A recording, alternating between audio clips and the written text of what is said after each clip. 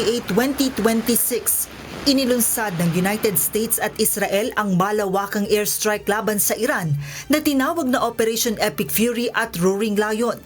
Layo ng operasyon na tapusin ang kasalukuyang rehimen ng Iran at sirain ang kakayahan nitong makalikha ng nuclear weapon na magiging banta sa seguridad ng mundo. The United States military is undertaking a massive and ongoing operation to prevent this very wicked, radical dictatorship from threatening America and our core national security interests. We are going to destroy their missiles and raise their missile industry to the ground. It will be totally, again, obliterated. אחיי ואחיותיי, אזרחי ישראל, לפני שעה קלה יצאו ישראל וארצות הברית למערכה משותפת, מבצע שאגת הארי. מטרת המבצע, לשים קץ לאיום ממשטר האייתולות באיראן. Sa unang mga oras pa lang ng pag-atake, tinamaan na ang mahigit 26 na probinsya sa Iran sa coordinated strike ng US at Israel. Isang airstrike ang tumama malapit sa isang paaralan na ikinasawi ng halos 170 bata. Sa unang gabi ng sagupaan, isang balita ang gumimbal sa mundo. Napatay sa pag-atake ang Supreme Leader ng Iran na si Ali Khamenei, kasama ang ilang matataas na opisyal ng militar at pamahalaan. March 1, 2026, agad na gumanti ng pag-atake ang Iran. Mahigit 400 ballistic missiles ang pinakawalan nito at tinarget ang Israel at military base ng United States sa Bahrain, Qatar at Kuwait. Kasabay nito, isinara ng Iran ang Strait of Hormuz na isang kritikal na daanan ng langis sa buong mundo. Dahilan sa mabilis na pagsipa ng presyo ng krudo sa pandaigdigang merkado na labis na nakakaapekto maging sa mga bansang hindi kasali sa digmaan. This is Sepah Navy, Iran's Islamic Revolutionary Guard Corps Navy. From now on, all navigating through the Strait of Hormuz is forbidden. No ship in every type is not allowed to pass from a Strait of Hormuz till next notice. Bumuo ang Iran ng Interim Council na mamamahala sa bansa kasunod ng pagkamatay ng kanilang Supreme Leader. Kasabay ng paglala ng tensyon, humingi ng permiso ang Amerika sa ilang bansa sa Europa para magamit ang military bases sa laban nito sa Iran.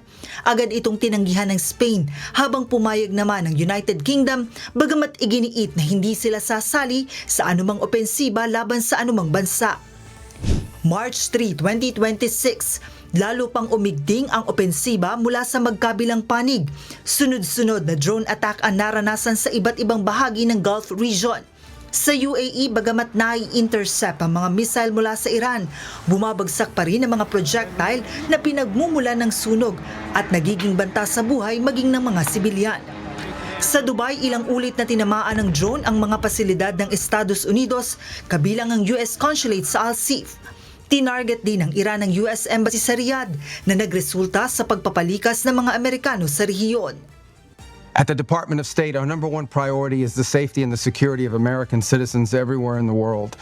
Now, with what's going on in the Middle East with Operation Epic Fury and the cowardly attacks that we're seeing from Iran against Gulf countries, I wanted to take this chance to speak directly to Americans who are in the Middle East about the work we are doing to try to keep you safe.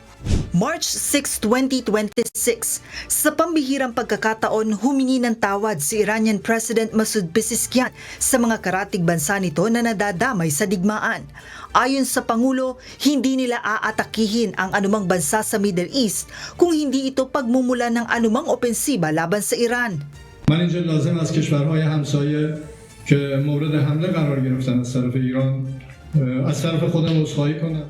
Sa kabila nito, hindi natigil ang mga pag-atake at lalo pang tumindi ang labanan. March 8, 2026, sa pagpasok ng digmaan sa ikalawang linggo, pinangalanan na ng Iran ang bagong Supreme Leader nito na papalit sa napaslang na si Ayatollah Ali Khamenei. Itinalaga ng Assembly of Experts ang anak nitong si Mojtaba Khamenei bilang bagong pinuno ng Islamic Republic sa gitna ng lumalalang digmaan sa Middle East. Kasunod ng pagkakatalaga sa bagong leader, lalo pang umigting ang tensyon at kasabay ng patuloy na pagsasara ng Strait of Hormuz na nagresulta sa pagpalo ng presyo ng langis sa pandaigdigang merkado sa higit $100,000 ang kada bariles. March 11, 2026, napaulat na 3 barko sa Strait of Hormuz ang tinamaan ng projectile. Kabilang sa mga nasira ang isang Thai flag bulk vessel na tinamaan ng 2 projectile na nagdulot ng sunog sa engine room.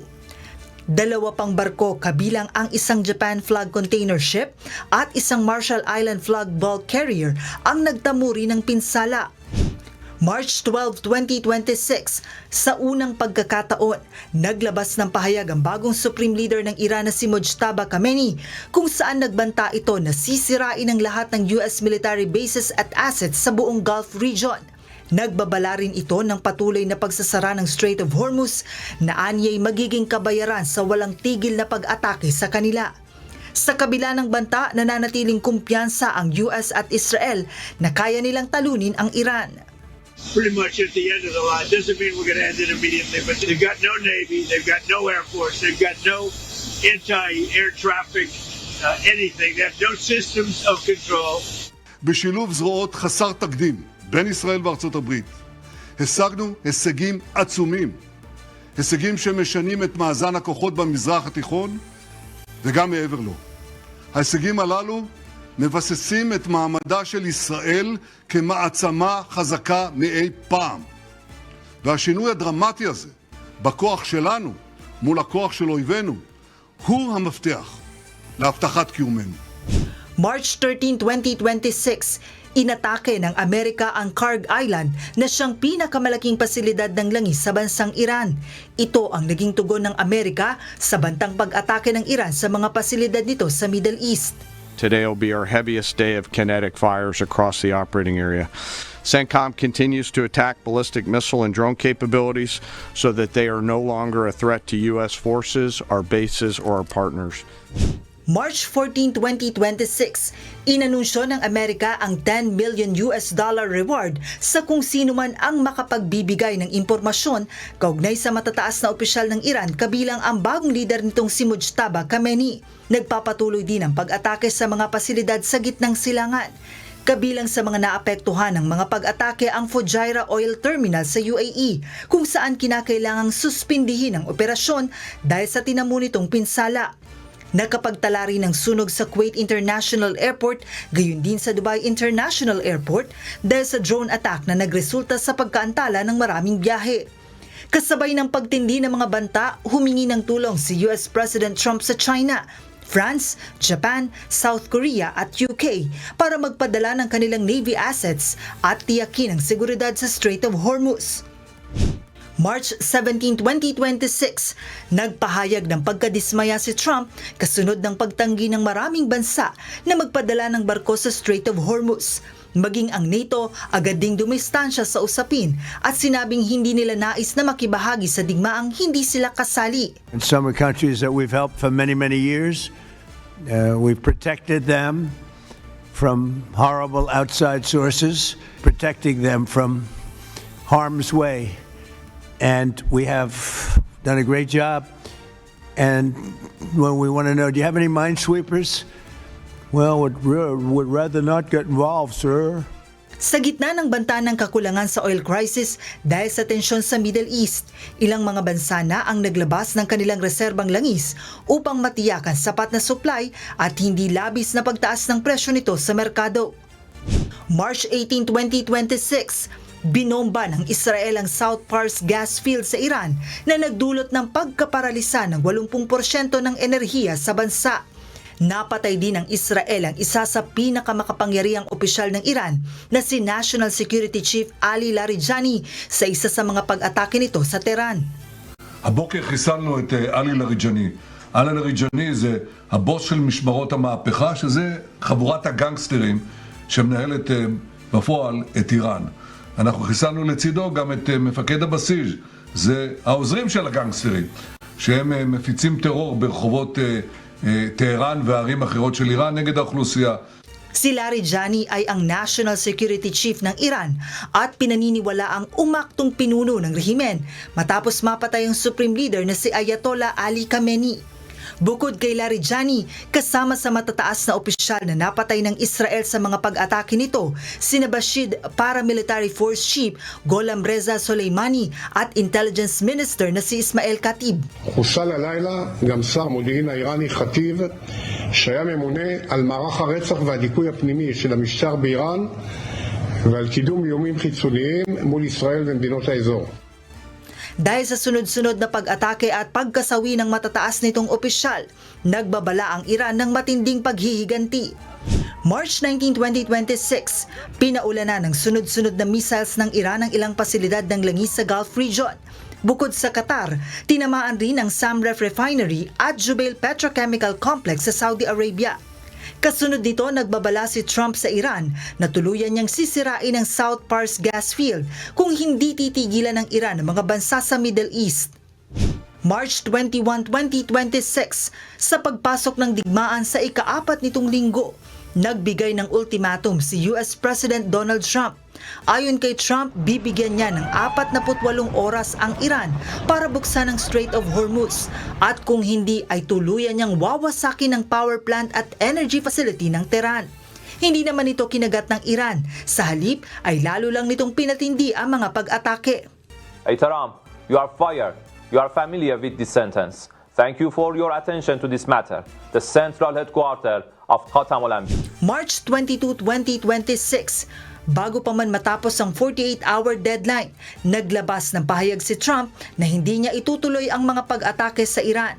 Sa kanyang Truth Social, sinabi ni Trump na nagkaroon ng productive conversations ang Estados Unidos at Iran sa nakalipas na 2 oras na layong wakasan ang halos 3 linggong digmaan sa rehiyon. Mariin namang pinabulaanan ng Iran ang pahayag ni US President Donald Trump na may pag-uusap ng nangyari umano sa pagitan ng Iran at Estados Unidos. March 23, 2026, sa kabila ng pagtanggi ng Iran, iginiit ni Trump na may kausap na siyang top official sa Iran para sa posibleng kasunduan. A top person, don't forget, we've wiped out the leadership phase 1, phase 2, and largely phase 3. But we're dealing with the man who I believe is the most respected and the leader. It's a little tough. We've wiped out everybody. Subalit para sa Iran, ginagamit lamang ito ni Trump para pahupain ang patuloy na tumataas na presyo ng langis. March 24, 2026, kinumpirma ng Iran na natanggap nito ang proposal mula sa Estados Unidos para sa posibleng negosasyon. Ayon sa Tehran, nire-review pa nila ang nasabing proposal at nananatiling walang pag-uusap sa pagitan ng dalawang bansa. Umaasa naman si US President Donald Trump na mauuwi sa kasunduan ang kasalukuyang komunikasyon sa pagitan ng Estados Unidos at Iran. Ayon kay Trump, may major points of agreement na umano ang dalawang panig at naniniwala siyang nais na rin ng Iran ng kapayapaan, dahilan upang magbigay siya ng panibagong pagkakataon para sa diplomasya. Now Iran has one more opportunity to end its threats to America and her allies, and we hope they take it. March 25, 2026, isinusulong ng Estados Unidos ang isang peace plan proposal na layong maglatag ng konkretong kasunduan para wakasan ang halos 1 buwang digmaan sa pagitan ng US, Israel at Iran.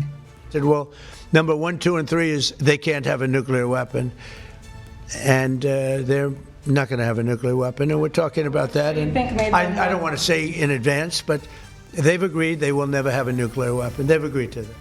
Gayunman para sa Iran, hindi katanggap-tanggap sa kanilang panig ang mga kondisyon na iniaalok ng Estados Unidos. Ayon sa mga Iranian officials, may kalabisan umano ang mga kondisyon ng US at hindi ito sumasalamin sa patas na kasunduan. Kaya naman iginiit ng Iran na wawakasan lamang nila ang digmaan ayon sa sarili nilang pasya at timeline. Sa isang pahayag, binigyang diin ng Iranian military leadership ang kanilang paninindigan laban sa anumang kasunduan na hindi pabor sa kanilang interes. ثبات از طریق قدرت صراحتاً اعلام می‌کنیم تا موعدی که اراده ما نباشد هیچ وضعیتی به روال سابق برنمیگردد. این اراده زمانی ایجاد می‌شود که به طور کامل فکر اقدام علیه ملت ایران از اذهان کثیف شما پاک شود. حرف اول و آخر ما از همان روز نخست این بوده، هست و خواهد بود. کسی همچون ما با کسی مثل شما کنار نخواهد آمد. March 26, 2026, sa gitna ng mariing pagtanggi ng Iran sa kasunduang iniaalok ng Estados Unidos, muling nagbabala si US President Donald Trump na magiging maganda ang resulta ng patuloy na pagmamatigas ng Tehran.